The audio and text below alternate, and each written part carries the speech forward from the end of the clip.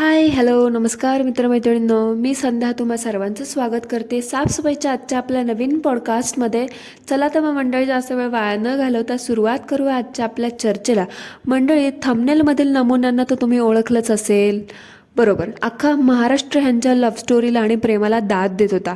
Because समजू शकतो की तेव्हा त्या फंजेलीची सिच्युएशन पण तशी काहीशी होती, त्यामुळे दिली लोकांनी तिला साथ, केला सपोर्ट, आय ॲक्सेप्ट. पण कसं असतं ना मंडळी, एका वेळेनंतर कुठलीही गोष्ट, मग ती वस्तू असो, व्यक्ती असो, कपडा असो, अन्न असो किंवा कॉन्टेंट असो, तो बोर होतो म्हणजे होतोच. आणि ह्या लोकांच्या बाबतीत पण आहे ना तसंच काहीसं झालं आहे. म्हणजे आता बघा, ह्या फंजलीचा म्हणजे त्या प्रकाशच्या बायकोचा ॲक्सिडेंट झाला आणि त्या ॲक्सिडेंटमधून त्या प्रकाशला समजलं की तिला ट्यूमर आहे. वाईट तर गोष्ट आहे, पण त्या वाईट गोष्टीचा, नाजूक गोष्टीचा फायदा कसा करून घ्यायचा ते ह्या फंजलीबाई आणि तिच्या नवऱ्याकडून शिकून घ्यावा.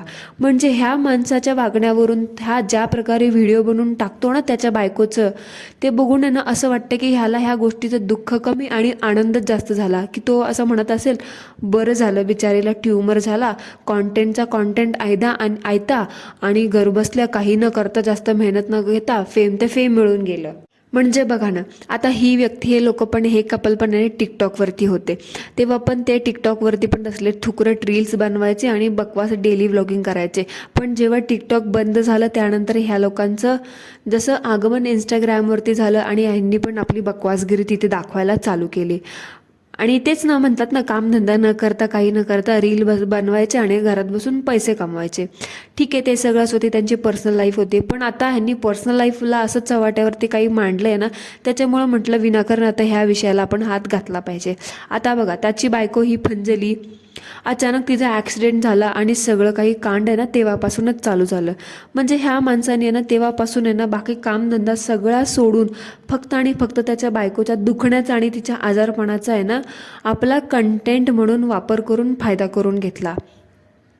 बघा ना, ठीक आहे, आता तुमच्या बायकोचा ॲक्सिडेंट झाला तर ही वाईट गोष्ट आहे, ट्यूमर झाला ही पण वाईट गोष्ट आहे ना. आता समजा, मला सांगा मंडळी, आपल्यापैकी कोणाच्या घरामध्ये असं झालं असतं तर आपण असंच केलं असतं की बाबा नाही, तिचा ट्यूमर झाला किंवा आपल्या नवऱ्याचा, बायकोचा, मुलांचा वगैरे ॲक्सिडेंट झाला आणि आपण त्यांचे असे व्हिडिओ बनवून पोस्ट करत जाऊ का? प्रत्येक गोष्टीची अपडेट देत जाऊ का? नाही, आपल्याला सुचणारसुद्धा नाही की बाबा मोबाईल कुठे, काय कुठे पडलं आहे, कुठे काय आलं आहे, म्हणजे कुठल्याच गोष्टीचं भान राहणार नाही. पण ह्या लोकांना ना अगदी सगळ्या गोष्टीचं लक्ष असतं आणि ह्यांचे व्हिडिओ पण अगदी टाईम टू टाईम पोस्ट होतात. तसंच ह्या प्रकाशचं पण झालं आहे. म्हणजे जसा तिचा ॲक्सिडेंट झाला, तसा ट्यूमर झाला ना, पण ह्या माणसाने ना त्या गोष्टीचं रूपांतर, तिच्या ट्यूमरचं, तिचं ॲक्सिडेंटचं रूपांतर आहे ना एकदम असं पैशामध्ये करून घेतलं आहे ना ह्या माणसाने, म्हणजे काय बोलायलाच नको. प्रत्येक गोष्टीचा उपयोग आणि प्रत्येक गोष्टीचा फायदा is equal to content, is equal to dollar, आजार पण इज इक्वल टू डॉलर, असं करून ठेवलं आहे. म्हणजे बघा, त्याच्या प्रत्येक व्हिडिओ खाली आणि ह्या प्रकाशला कॉमेंट येतात की प्रकाश, तुझी बायको म्हणजे ती फंजली खूप नशिबान आहे की तिला तुझ्यासारखा नवरा मिळाला, तू तिच्यात सगळं काही करतस, एखादी आई असते तर तिने सुद्धा एवढं सगळं नसतं केलं, असं तसं, तुझ्यासारखा नवरा सगळ्यांना मिळो, असं तसं.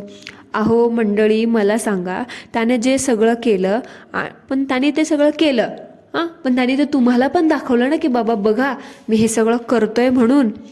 हे सगळं करताना इथे तर घोडं माती खाते ना. म्हणजे बघा, त्याने तिच्या आजारपणामध्ये तिचं जे काही केलं त्याचं रूपांतर त्याने इनडायरेक्टली डॉलरमध्ये केलं ना, त्याला मिळालंच की त्याचं फळ. म्हणजे कसं असतं माहिती आहे का, खरंच त्याला तिच्यावरती प्रेम असतं आणि खरंच ह्या गोष्टीला असं प्रेम म्हणतात का हो, की बाबा तिच्याबद्दल जे काही आहे सगळं करा, तिच्यावरती सगळ्या गोष्टी करा आणि त्याला असं व्हिडिओमध्ये रूपांतर करून त्याचं असं पोस्ट करा आणि जगाला दाखवा की बघा मी किती सज्जन आहे, माझ्यासारखं महान कोणीच नाही, मी माझ्या बायकोसाठी किती केलं, किती केलं, किती केलं.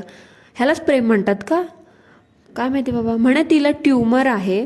आता हा प्रकाश म्हणतो की बाबा तिला ट्यूमर वगैरे होता, तिच्या डोक्यामध्ये गाठ होती, हे ह्याला आधीपासूनच माहीत होतं.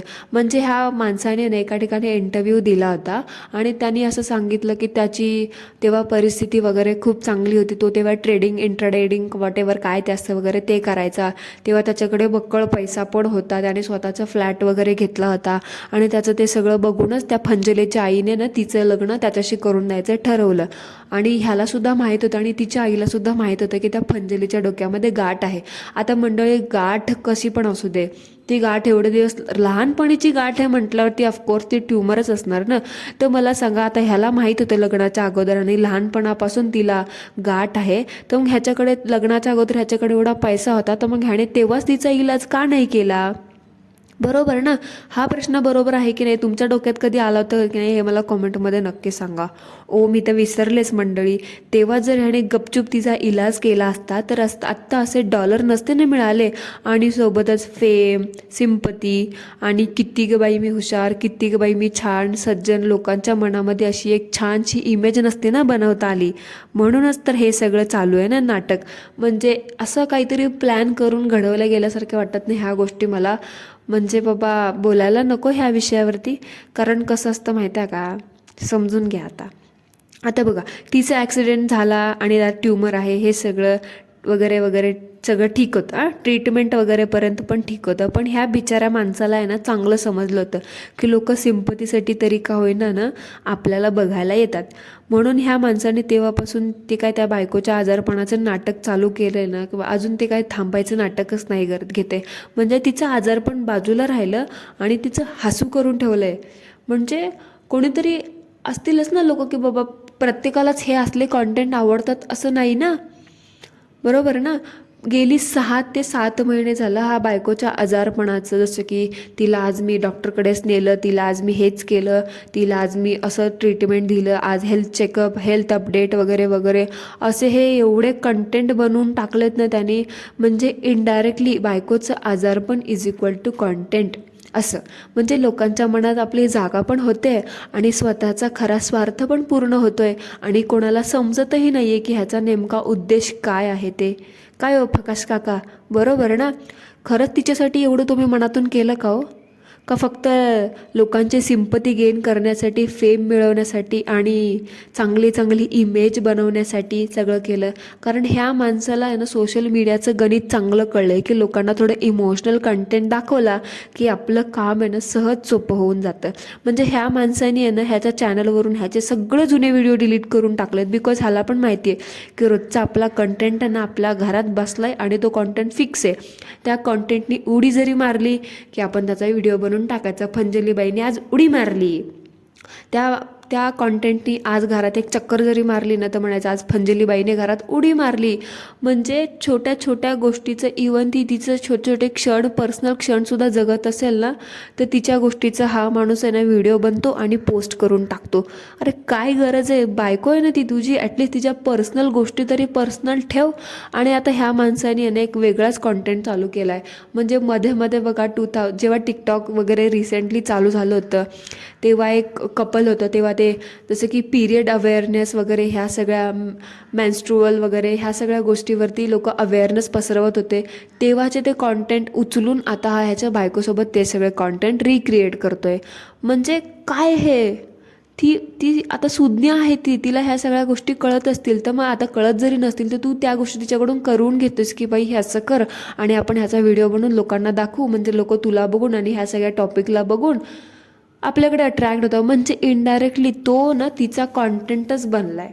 म्हणजे त्या माणसाचा सगळा कॉन्टेंट फक्त तिच्या भोवती आणि महिलांशी रिलेटेडच हा माणूस आहे ना गेली कित्येक महिने झाले ह्याच्यावरती फिरवतोय आणि डॉलर्स कमवतोय. आणि काय ते रटाळ कॉन्टेंट दाखवतेस बाबा, बंद कर आता, ते बंद कर तुझं ढोंग. एवढंच प्रेम असतं ना तुझं तिच्यावरती तर डॉलरसाठी ना यूट्यूबवरती असं तिचं आजारपण विकलं नसतंच कॉन्टेंटच्या रूपात. अजून किती तिच्या आजारपणाचा फायदा करून घेणार आहेस स्वतःच्या स्वार्थासाठी. आणि हा माणूस आहे ना व्हिडिओचं थंबनेल पण असे काहीसे लावतो ना की कधी कधी असं वाटतं ना की बाबा मनातली गोष्ट बोलून दाखवते. म्हणजे बघा ना, असं बोलतं की फंजलीबाईला मी आज सोडून देणार, ती फंजलीबाई वेडीच आहे, फंजलीला बोकात चावला, असं सगळं करून करून तिचा चेहरा लावायचा आणि त्याच्यावरती काहीतरी लोकांना असं अट्रॅक्ट करणारं, डिस्टर्ब करणारं असं काहीतरी टायटल द्यायचं, थंबनेल द्यायचं आणि कॉन्टेंटवरतून लोकांना अट्रॅक्ट करायचं. म्हणजे हेच का रे तुझं प्रेम? हां, हेच का म्हणजे सगळं कॉन्टेंट सगळं तीच आहे? तुझं काय आहे की नाही त्याच्यामध्ये? कॉन्टेंट क्रिएटर समजतोस ना स्वतःला, का आता ते सगळं ट्रेडिंग वगैरे सगळं सोडून दिलं, का आता फक्त बायकोलाच पकडायचं, तिच्यावरती कॅमेरा फोकस करायचा आणि सगळं तिचं पार विकायचं. म्हणजे तिचं आजारपण वगैरे आजवर तर तेच केलंस तू. अजून किती करणार आहेस? बरोबर, अजून किती करणार आहेस? प्रेमाचा शो ऑफ. एवढंच खरं तिच्यावर प्रेम असतं तर तू आज हे नसतंच केलं. आणि लोक म्हणतात सगळ्यांना तुझ्यासारखा नवरा मिळो. अरे बाई, नकोय असला नवरा, नसलेला बरा असला नवरा असण्यापेक्षा. मी मगाशी म्हटलं ना, ह्या माणसाचं काय आहे की नाही, आहे ना. ह्या माणसाने ना तिच्यावर जे प्रेम केलं, सो कॉल्ड म्हणतो मी, प्रेम केलं तिच्यावर, आजारपणात जे केलेले उपकार आहेत त्या उपकारांचा बदला डॉलरमध्ये मिळवला ना. बरोबर ना, हेच आहे तुझं मेन मोटिव्ह, हेच तर होतं ना. म्हणून तर आज सगळं तू तिचं आजारपण विकलंस, लिटरली विकलंस, हे शब्द वापरायला लागत आहेत.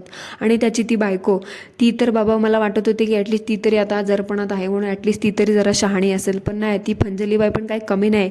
माहिती आहे ना आपण आता आजारपणातून बरे होतोय कसं, नाही ते कसं बरं केलं आता हे सगळ्या दुनियेला माहिती, स्वतःला पण माहिती. पण नाही, शेवटी नवऱ्याने केलेले उपकार म्हटल्यावरती त्याच्या तालावरती तर नाचावंच लागणार ना.